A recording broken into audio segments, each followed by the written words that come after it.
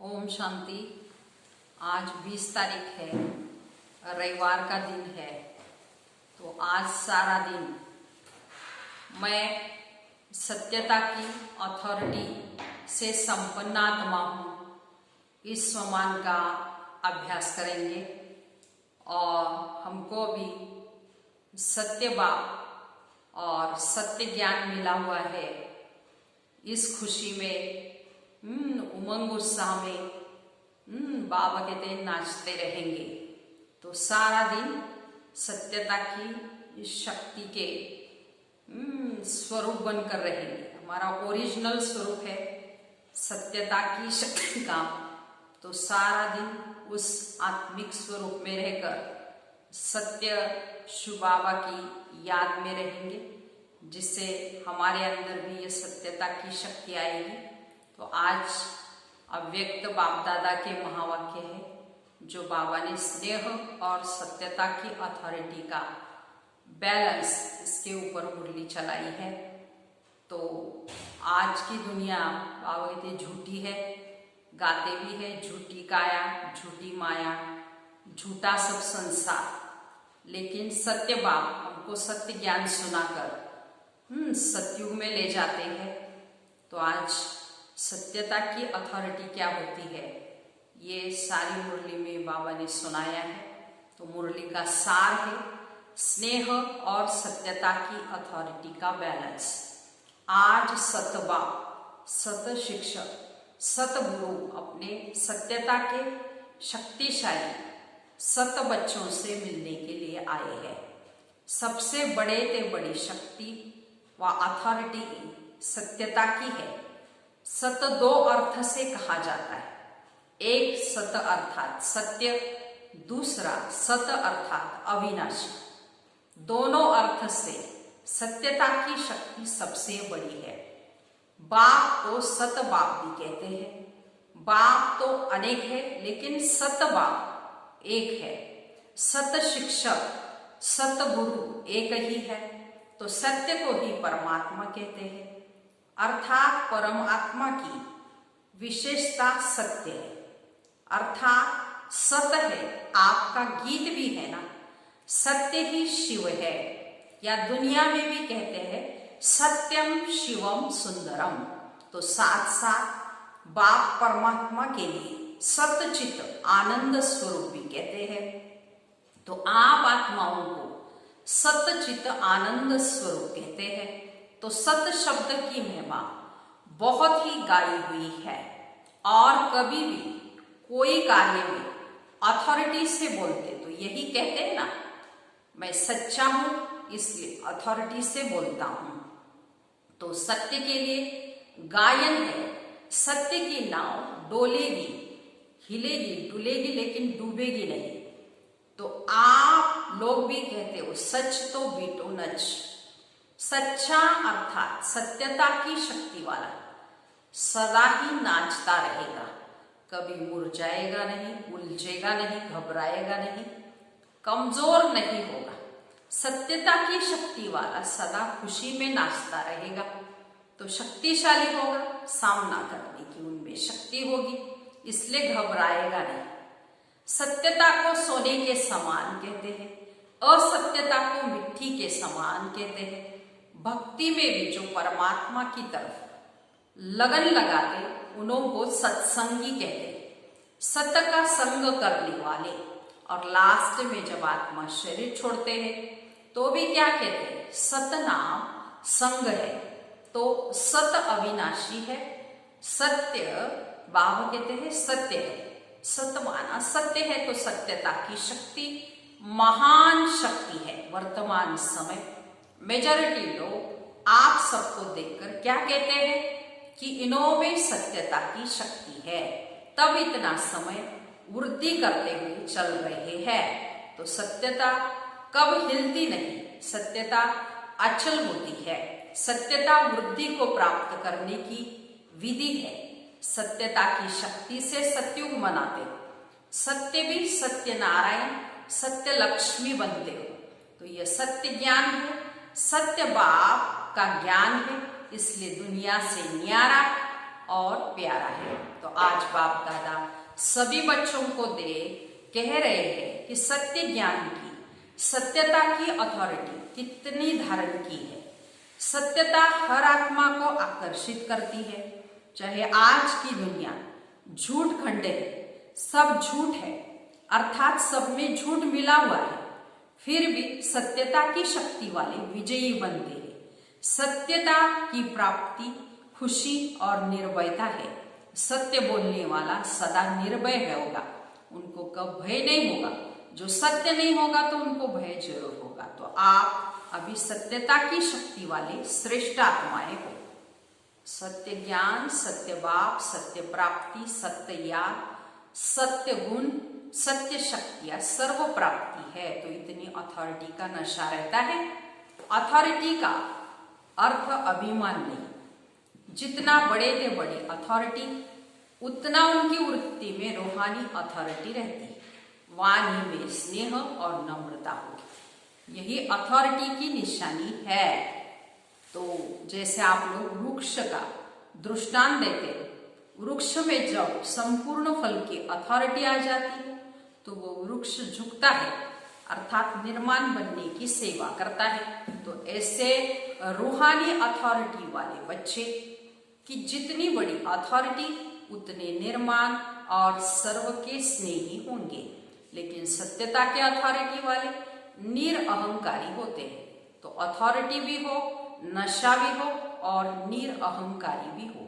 इसको कहते हैं सत्य ज्ञान का प्रत्यक्ष स्वरूप। जैसे इस झूठ खंड के अंदर ब्रह्मा बाप सत्यता की अथॉरिटी का प्रत्यक्ष साकार रूप देखा ना, उनके अथॉरिटी के बोल कभी भी अहंकार की भासना नहीं देंगे। मुरली सुनते हो तो कितने अथॉरिटी के बोल है, लेकिन अभिमान के नहीं। तो अथॉरिटी के बोल में स्नेह समाया हुआ है, निर्माणता है, निरअहंकार है, इसलिए अथॉरिटी के बोल प्यारे लगते हैं। सिर्फ प्यारे नहीं, लेकिन वो प्रभावशाली भी होते हैं। तो फॉलो फादर करना है, सेवा में व कर्म में फॉलो ब्रह्मा बाप है, क्योंकि सारी दुनिया में साकार एग्जाम्पल है, सैंपल। तो जैसे ब्रह्मा बाप को कर्म में, सेवा में, सूरत से, हर चलन से चलता फिरता अथॉरिटी का रूप देखा, ऐसे फॉलो फादर करने वाले भी स्नेही और अथॉरिटी भाव के दिन होंगे। तो निर्माणता और महानता दोनों साथ साथ दिखाई दे। ऐसे नहीं कि सिर्फ स्नेह दिखाई दे और अथॉरिटी गुम हो जाए, या अथॉरिटी दिखाई दे स्नेह गुम हो जाए। तो ऐसे नहीं भाव के थे। जैसे ब्रह्मा बाप को देखा, वह अभी भी मुरली सुनते हो तो प्रत्यक्ष प्रमाण है। तो बच्चे बच्चे भी कहेंगे, लेकिन अथॉरिटी भी दिखाएगा। तो स्नेह से बच्चे भी कहेगा और अथॉरिटी से शिक्षा भी देगा। तो सत्य बाप को प्रत्यक्ष भी करेंगे, लेकिन बच्चे बच्चे कहते नया ज्ञान सारा स्पष्ट करेंगे। तो इसको कहते हैं स्नेह और सत्यता की अथॉरिटी का बैलेंस। तो वर्तमान समय सेवा में इस बैलेंस को, अंडरलाइन को धरनी बनाने के लिए स्थापना से लेकर अब तक 50 वर्ष हुए तो विदेश की धरनी भी अब काफी बन गई। भल 50 वर्ष नहीं हुए, लेकिन बने बनाए साधनों पर आए हो, इसलिए शुरू के 50 वर्ष अब के 5 वर्ष बराबर है डबल विदेशी। सब कहते हैं last so fast so first है, तो समय में भी फास्ट सो फर्स्ट होगा ना। तो निर्भय की अथॉरिटी जरूर रखो। एक ही बात का नया ज्ञान सत्य ज्ञान है, और नए ज्ञान से नई दुनिया की स्थापना होती है। यह अथॉरिटी और नशा स्वरूप में इमर्ज हो। 50 वर्ष तो मर्ज रखा, लेकिन इसका अर्थ यह नहीं कि जो भी आवे उनको पहले से ही नए ज्ञान की नई बातें सुनाकर कंफ्यूज कर दो। यह भाव नहीं। धरनी, नब्ज, समय, यह सब देख करके ज्ञान देना है। यही नॉलेजफुल की निशानी है। तो आत्मा की इच्छा देखो, नब्ज देखो, धरनी बनाओ, लेकिन अंदर सत्यता की, निर्भयता की शक्ति जरूर हो। लोग क्या कहेंगे ये भय न हो, निर्भय बन धरनी भल बनाओ। कई बच्चे समझते ये ज्ञान तो नया है, कई लोग समझ नहीं सकेंगे, लेकिन बेसमझ को ही तो समझाना है, ये जरूरी है। जैसी व्यक्ति वैसी रूपरेखा बनानी पड़ती है, लेकिन व्यक्ति के प्रभाव में नहीं आओ। तो अपने सत्य ज्ञान की अथॉरिटी से व्यक्ति को परिवर्तन करना, यह लक्ष्य कभी भी नहीं भूलो। तो अब तक जो किया वह ठीक किया था ना, करना ही था, आवश्यक था, क्योंकि धरनी बनानी थी। लेकिन कब तक धरनी बनाएंगे और कितना समय चाहिए? दवाई दी जाती है तो पहले ही ज्यादा ताकत नहीं दी जाती, पहले दवाई हल्की दी जाती है, लेकिन ताकत वाली दवाई दो ही नहीं, हल्की पर ही चलाते चलो, ये भी नहीं करो। किसी कमजोर को हाई पावर वाली दवाई दे दो तो ये भी रॉन्ग है। परखने की शक्ति भी चाहिए, लेकिन अपने सत्य नए ज्ञान की अथॉरिटी जरूर चाहिए। तो आपकी सूक्ष्म अथॉरिटी ही वृत्ति हो कि वृत्तियों को चेंज करेगी, यही धरनी बनेगी। और विशेष जब सेवा कर मधुबन तक पहुंचते हो तो कम से कम उनको ये जरूर मालूम पड़ना चाहिए कि इस धरनी पर उनों की भी धरनी बन जाती है। कितनी भी कलराटी धरनी हो, किसी भी धर्म वाला हो, किसी भी पोजीशन वाला हो, लेकिन इस धरनी पर वो भी नरम हो जाते हैं। और नरम धरनी बनने के कारण उसमें जो भी बीज डालेंगे वो सफल ही निकलेगा। सिर्फ डरो नहीं तो निर्भय जरूर बनो, युक्ति से दो। ऐसा ना हो कि वो आप लोगों को ये उलना दे कि ऐसी धरनी पर भी मैं पहुंचा, लेकिन ये मालूम नहीं पड़ा कि परमात्मा ज्ञान है। परमात्मा भूमि पर आकर परमात्मा की पहचान का संदेश जरूर ले जाए। लक्ष्य अथॉरिटी का होना चाहिए। आजकल के जमाने के हिसाब से भी नवीनता का महत्व है। फिर भल कोई उल्टा भी नया फैशन निकालते हैं तो भी फॉलो करते हैं। तो पहले आर्ट देखो कितना बढ़िया था, आजकल का आर्ट तो उनके आगे जैसे लकीरें लगी। लेकिन मॉडर्न आर्ट पसंद करते हैं। तो मानव की पसंदी हर बात में नवीनता, और नवीनता स्वतः ही अपने तरफ आकर्षित करती है। इसलिए नवीनता, सत्यता, महानता, इसका नशा जरूर रखो। फिर समय और व्यक्ति देख सेवा करो। ये लक्ष्य जरूर रखो कि नई दुनिया का नया प्रत्यक्ष ज्ञान जरूर करना है। अभी स्नेह और शांति प्रत्यक्ष हुई है तो बाप का प्यार के सागर का स्वरूप, शांति के सागर का स्वरूप प्रत्यक्ष किया है। लेकिन ज्ञान स्वरूपात्मा और ज्ञान सागर बाप है। इस नए ज्ञान को किस ढंग से दे उसके प्लान अभी कम बनाए हैं। तो वो भी समय आएगा जो सभी के मुख से यही आवाज निकलेगा कि नई दुनिया का नया ज्ञान यही है। अभी सिर्फ अच्छा कहते हैं, नया नहीं कहते। तो याद की सब्जेक्ट को अच्छा प्रत्यक्ष किया है, इसलिए धरनी अच्छी बन गई है। और धरनी बनाना पहला यह आवश्यक कार्य भी जरूरी है। जो किया वो बहुत अच्छा किया और बहुत किया, तन मन धन लगाकर किया, तो इसके लिए ऑफरिंग भी देते हैं। तो पहले जब विदेश में गए थे तो ये त्रिमूर्ति के चित्र पर समझाना कितना मुश्किल समझते थे। अभी त्रिमूर्ति के चित्र पर ही आकर्षित होते हैं। तो ये सीढ़ी का चित्र भारत की कहानी समझाते थे, लेकिन विदेश में इस चित्र पर आकर्षित होते। तो जैसे वो प्लान बनाए कि कई ये नई बात किस ढंग से सुना दो, तो अब भी इन्वेंशन करो। ये नहीं सोचो कि ये तो करना ही पड़ेगा, नहीं। तो बाप दादा का लक्ष्य है सिर्फ यह है नवीनता के महानता की शक्ति को धारण करो, इसको भूलो नहीं। दुनिया को समझाना है, दुनिया की बातों से घबराओ नहीं। अपना तरीका इन्वेंट करो, क्योंकि इन्वेंटर आप बच्चे ही हो ना।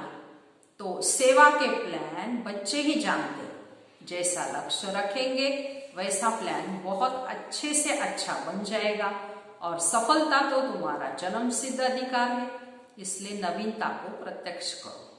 तो जो भी ज्ञान की गुह्य बातें हैं उसको स्पष्ट करने की विधि आपके पास बहुत अच्छी है और स्पष्टीकरण है, तो एक एक पॉइंट को लॉजिकल स्पष्ट कर सकते हो। अपनी अथॉरिटी वाले हो, कोई मनोमय व कल्पना की बातें तो है नहीं, यथार्थ है, अनुभव है, अनुभव की अथॉरिटी, नॉलेज की अथॉरिटी, सत्यता की अथॉरिटी, कितनी अथॉरिटीज है।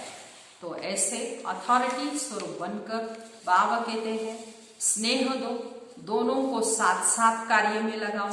तो बाप दादा खुश है कि मेहनत से सेवा करते करते इतने वृद्धि को प्राप्त किया है और करते रहेंगे, चाहे देश चाहे विदेश। देश में भी व्यक्ति और नफ्स देख सेवा करने से सफलता है, विदेश में भी इस विधि से ही सफलता है। तो पहले संपर्क में लाते हो, ये धरनी बनती है। संपर्क के बाद फिर संबंध में लाओ, सिर्फ संपर्क तक छोड़ नहीं दो, संबंध में लाकर फिर उनको बुद्धि से समर्पित कराओ। ये है लास्ट स्टेज। संपर्क में लाना भी आवश्यक है, फिर संबंध में लाना। संबंध में आते आते समर्पण बुद्धि हो जाए कि जो बाप ने कहा वही सत्य है, फिर क्वेश्चन नहीं उठते। तो बाबा कहता वही सत्य है क्योंकि अनुभव हो जाता, तो फिर क्वेश्चन समाप्त हो जाता। इसको कहते समर्पण बुद्धि, जिसमें सब स्पष्ट अनुभव होता है।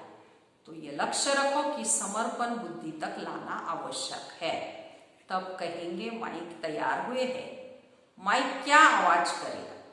सिर्फ अच्छा ज्ञान है इनका नहीं, ये नया ज्ञान है, नई दुनिया लाएगा।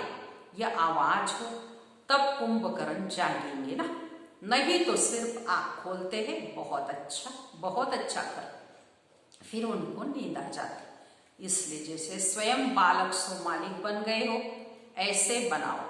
तो बेचारों को सिर्फ साधारण प्रजा तक नहीं लाओ, लेकिन राज्य अधिकारी बनाओ। उसके लिए प्लान बनाओ, किस विधि से करो जो कंफ्यूज भी न हो और समर्पण बुद्धि भी हो जाए, नवीनता भी लगे, उलझन भी अनुभव नहीं करे, स्नेह और नवीनता की अथॉरिटी लगे। अब तक जो रिजल्ट रही, सेवा की विधि, ब्राह्मणों की वृद्धि रही, वो बहुत अच्छा है, क्योंकि पहले बीज को गुप्त रखा, वो भी आवश्यक है। बीज को गुप्त रखना होता है, बाहर रखने से फल नहीं देता बीज। धरनी के अंदर बीज को रखना होता है, लेकिन अंदर धरनी में ही न रह जाए, बाहर प्रत्यक्ष हो, फल स्वरूप बने। यह आगे की स्टेज है, समझा? लक्ष्य रखो, नया करना है। ऐसे नहीं कि इस वर्ष हो ही जाएगा, लेकिन लक्ष्य बीज को भी बाहर प्रत्यक्ष करेगा। ऐसे भी नहीं सीधा जाकर भाषण करना शुरू कर दो। तो पहले सत्यता की शक्ति की भासना दिलाने के भाषण करने पड़ेंगे। आखिरी वो दिन आए, ये सबके मुख से निकले। जैसे ड्रामा में दिखाते हो ना, सर्व धर्म वाले मिलकर कहते हैं हम एक है और एक के है। तो ये ड्रामा दिखाते हो, तो ये प्रैक्टिकल में स्टेज पर सर्व धर्म वाले मिलकर एक ही आवाज में बोले, एक बाप है, एक ही ज्ञान है, एक ही लक्ष्य है, एक ही घर है, यही है, अब यह आवाज चाहिए। ऐसा दृश्य जब बेहद की स्टेज पर आए, तब प्रत्यक्षता का झंडा लहराएगा और इस झंडे के नीचे सभी यही गीत गाएंगे कि सबके मुख से एक ही शब्द निकलेगा, बाबा हमारा। तब कहेंगे प्रत्यक्ष रूप में शिवरात्रि मनाई, अंधकार खत्म हो, गोल्डन मॉर्निंग के नजारे दिखाई देंगे। इसको कहते आज और कल का खेल। तो आज अंधकार और कल गोल्डन मॉर्निंग, यह है लास्ट पल्ला, समझा? बाकी जो प्लान बनाए हैं वह अच्छे हैं। हर एक स्थान की धरनी प्रमाण प्लान बनाना ही पड़ता है। धरनी के प्रमाण विधि में कोई अंतर भी अगर करना पड़ता है तो ऐसी कोई बात नहीं। लास्ट में सभी को तैयार कर मधुबन धरनी पर छाप जरूर लगानी है। भिन्न भिन्न वर्ग को तैयार कर स्टैंप जरूर लगानी। पासपोर्ट पर भी स्टैंप लगाने सिवाय जाने नहीं देते ना, तो स्टैंप यहाँ मधुबन में ही लगेगी। ये सब तो है ही सरेंडर। अगर ये सरेंडर नहीं होते तो सेवा के निमित्त कैसे बनते? सरेंडर है तब ब्रह्मा कुमार कुमारी बन सेवा के निमित्त बने। चाहे देश विदेश में कोई क्रिश्चियन कुमारी व कोई बौद्ध कुमारी बनकर तो सेवा नहीं करते हो, बीके बनकर ही सेवा करते हो ना। तो सरेंडर ब्राह्मणों की लिस्ट में सभी है। अब औरों को भी करना है। तो मर्जीवा बन गए, ब्राह्मण बन गए। बच्चे कहते हैं मेरा बाबा, तो बाबा कहते हैं तेरा हो गया। तो सरेंडर हुआ ना, चाहे प्रवृत्ति में हो चाहे सेंटर पर हो।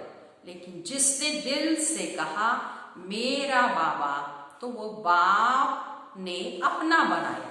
ये तो दिल का सौदा है, मुख का स्थूल सौदा नहीं है, ये दिल का है।